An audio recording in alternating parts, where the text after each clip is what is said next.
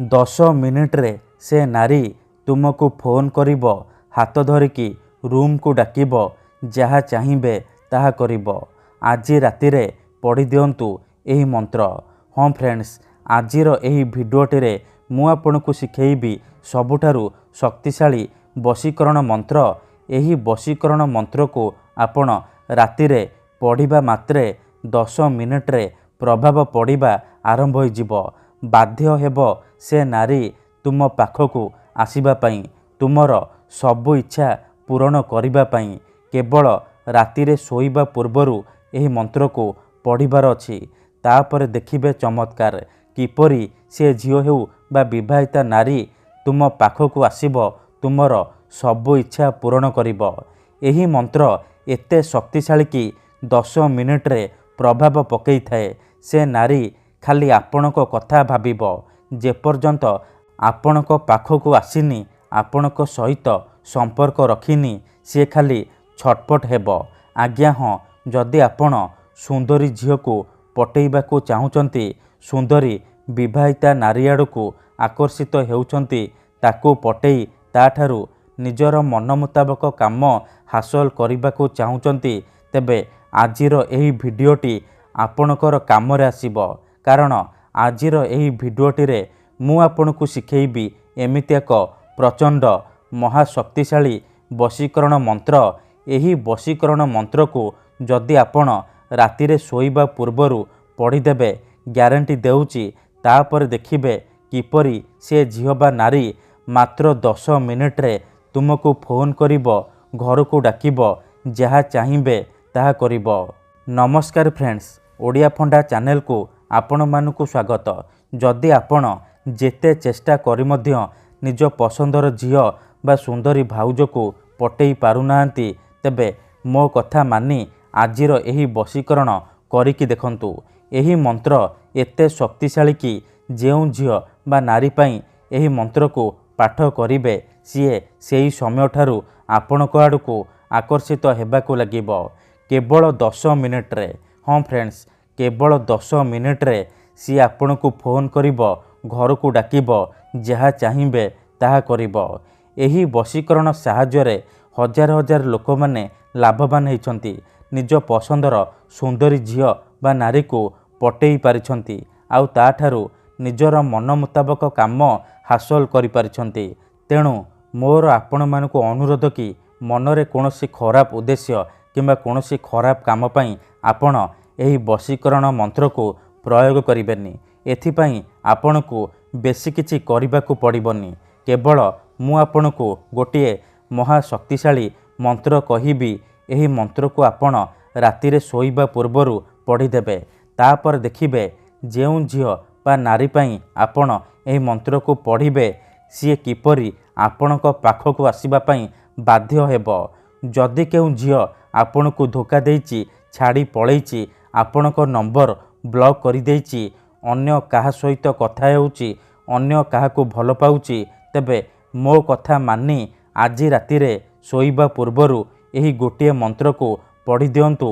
ତାପରେ ଦେଖିବେ କିପରି ସେ ଝିଅ ଯେତେ ଦୂରରେ ଥିଲେ ମଧ୍ୟ ଆପଣଙ୍କ ପାଖକୁ ଆସିବା ପାଇଁ ବାଧ୍ୟ ହେବ, ଆପଣଙ୍କୁ ଭଲ ପାଉଛି ବୋଲି କହିବ। ଏହି ବଶୀକରଣ ସାହାଯ୍ୟରେ ଆପଣ ଶାଶୁ, ନଣନ୍ଦ, ଦିଅର, ଭାଉଜ କାହାକୁ ବି ନିଜ ବଶରେ କରିପାରିବେ, ଆଉ ତାଠାରୁ ନିଜର ମନ ମୁତାବକ କାମ ହାସଲ କରିପାରିବେ। ଠିକ୍ ଅଛି, ତେବେ ଏହି ବଶୀକରଣ ବିଧିକୁ ଆପଣ କିପରି କରିବେ, କେମିତି କରିବେ, ମୁଁ ଆପଣଙ୍କୁ ଶିଖେଇବି। ସମ୍ପୂର୍ଣ୍ଣ ପ୍ରୟୋଗ ବିଧି ମୁଁ ଆପଣଙ୍କୁ ଶିଖେଇବି। ଜାଣିବା ପାଇଁ ଭିଡ଼ିଓଟିକୁ ପୁରା ଧ୍ୟାନ ସହିତ ମୂଳରୁ ଶେଷ ପର୍ଯ୍ୟନ୍ତ ଦେଖିବେ। ଅଧାରୁ ଛାଡ଼ିକି ପଳେଇଲେ ଆପଣ କିଛି ବି ବୁଝିପାରିବେନି। ପରେ ଆପଣ କହିବେ, ଗୁରୁଜୀ ଆପଣଙ୍କର ବଶୀକରଣ କାମ କରୁନି।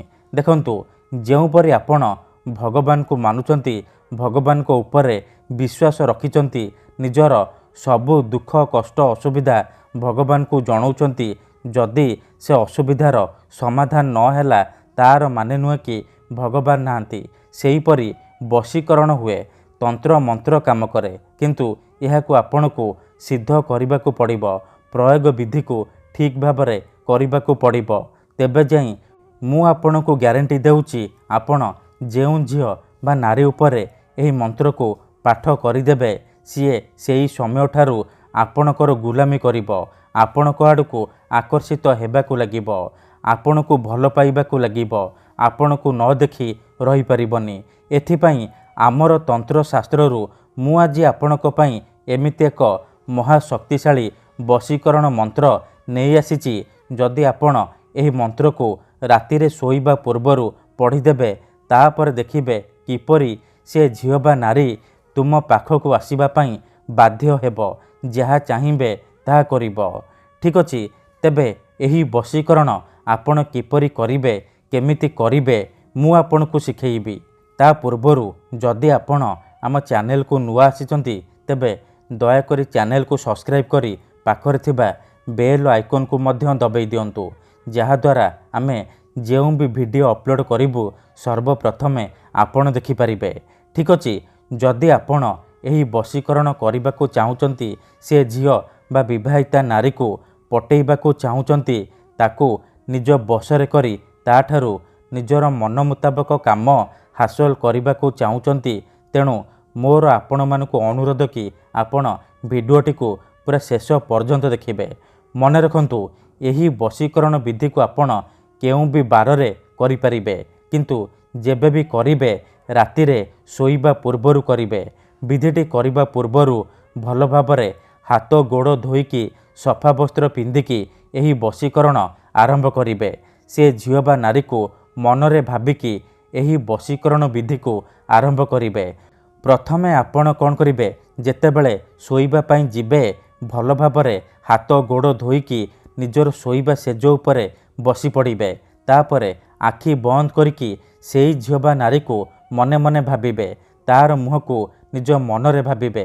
ତାପରେ ମୁଁ ଆପଣଙ୍କୁ ଗୋଟିଏ ବଶୀକରଣ ମନ୍ତ୍ର କହୁଛି, ଏହି ମନ୍ତ୍ରକୁ ଆପଣ 7 ଥର ପଢ଼ିଦେବେ। ସର୍ବକାଲେ ବଶୟେତୁ ତତଂ ଭୟନ୍ତରୁ, ସର୍ବକାଲେ ବଶୟେତୁ ତତଂ ଭୟନ୍ତରୁ। ଏହି ମନ୍ତ୍ରକୁ ଆପଣ କେବଳ 7 ଥର ପଢ଼ିଦେବେ। 7 ଥର ମନ୍ତ୍ର ପଢ଼ି ସାରିବା ପରେ ଆପଣ କ'ଣ କରିବେ, 3 ଥର ସେଇ ଝିଅ ବା ମହିଳାର ନାମ କହିବେ, ତାପରେ ପବନରେ ଗୋଟିଏ ଥର ଫୁଙ୍କିଦେବେ। ଏତିକି କରିସାରିବା ପରେ ଆପଣ ଶୋଇପଡ଼ିବେ। ସକାଳୁ ଉଠିବା ମାତ୍ରେ ଆପଣ ବାସି ମୁହଁରେ ବିନା ହାତ ଗୋଡ଼ ଧୋଇକି ଆପଣ ବାସି ମୁହଁରେ ସେଇ ବିଛଣାରେ ବସିକି ପୁଣି ଆପଣ ଏହି ମନ୍ତ୍ରକୁ 7 ଥର ପଢ଼ିଦେବେ। ସର୍ବକାଲେ ବଶୟେତୁ ତତଂ ଭୟନ୍ତରୁ। ତାପରେ ଦେଖିବେ କିପରି 10 ମିନିଟରେ ପ୍ରଭାବ ପଡ଼ିବା ଆରମ୍ଭ ହୋଇଯିବ। ସେ ଝିଅ ବା ନାରୀ ଆପଣଙ୍କ ଆଡ଼କୁ ଆକର୍ଷିତ ହେବାକୁ ଲାଗିବ। ପଡ଼ିଶା ଘର ଭାଉଜ ହାତ ଧରିକି ରୁମ୍କୁ ଡାକିବ, ଯାହା ଚାହିଁବେ ତାହା କରିବ। ଧନ୍ୟବାଦ।